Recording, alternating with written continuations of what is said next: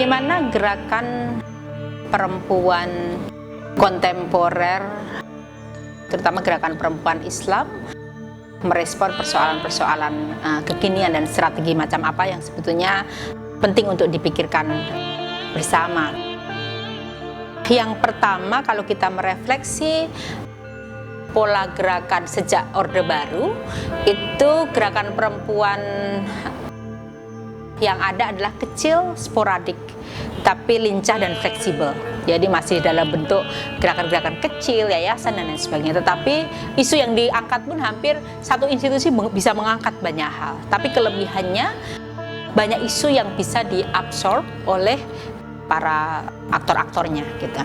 Nah, yang sekarang berkembang ini pasca reformasi memang membuka space yang lebih luas.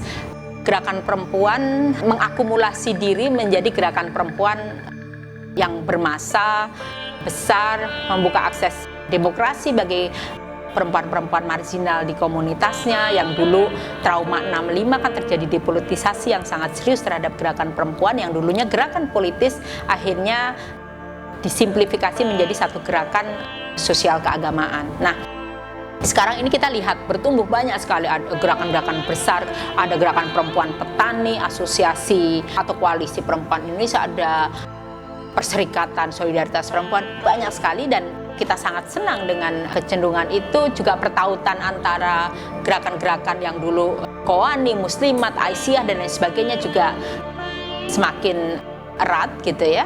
Nah, tetapi satu refleksi saya selama terakhir ini, saya melihat banyak sekali isu-isu besar yang harusnya direspon oleh banyak gerakan perempuan.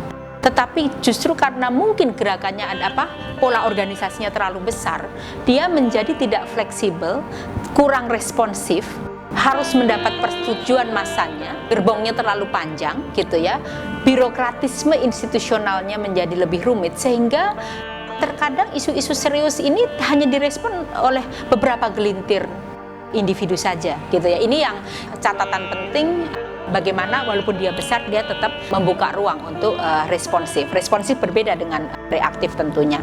Nah, hal yang penting lain juga bahwa awal-awal 90-an gerakan perempuan Islam itu sebenarnya hanya dimulai dari beberapa gelintir.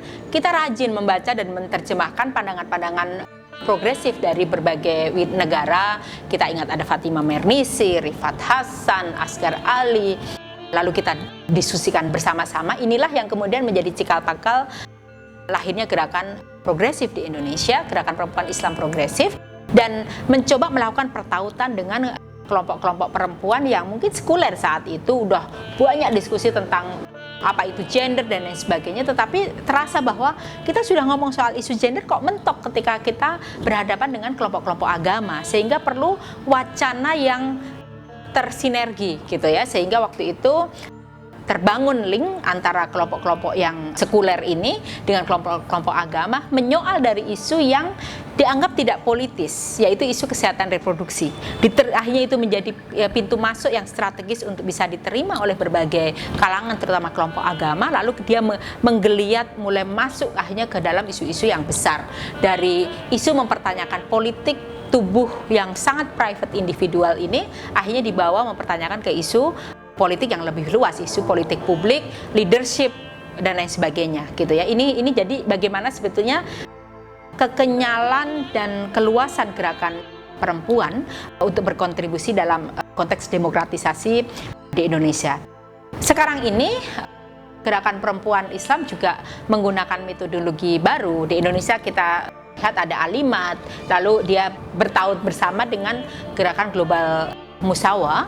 Ini adalah membangun satu metodologi baru untuk memperkenalkan agama dari bawah gitu. Satu metodologi di mana memulai dari isu kiwamah dan wilayah, isu kepemimpinan dan isu perwalian dari rumah tangga gitu. Karena sistem perpolitikan di dalam Islam ini dia mereplikasi relasi domestik.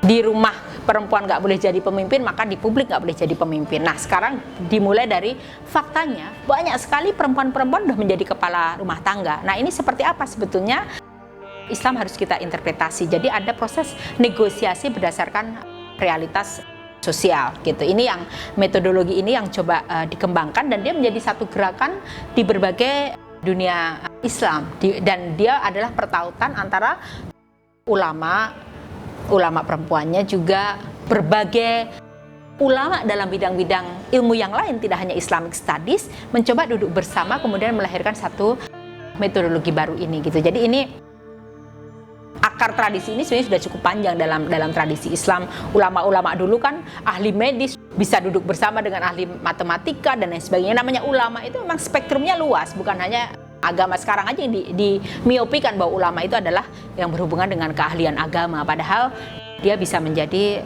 satu keranjang besar yang berharga.